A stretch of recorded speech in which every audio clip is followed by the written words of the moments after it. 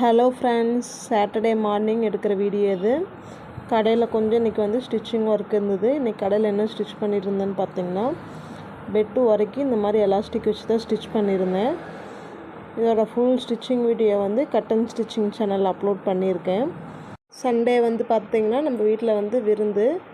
என் தங்கச்சிக்கும் அண்ணாவுக்கும் வந்து இப்போ ரீசெண்டாக மேரேஜ் ஆயிருந்துச்சு. அவங்களுக்கு சாப்பாடுக்கு போடலான்னு சொல்லிட்டு இன்வைட் பண்ணியிருந்தேன். அதனால் சாட்டர்டே நைட்டே வர சொல்லியிருந்தேன்.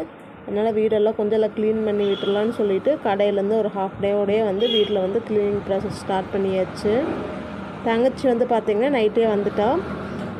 அடுத்த நாளைக்கு தேவையான வெங்காயம்லாம் உளிச்சு வச்சிடலான்னு சொல்லிவிட்டு நானும் தங்கச்சியும் சேர்ந்து உளிச்சு வச்சுட்டு இருந்தோம்.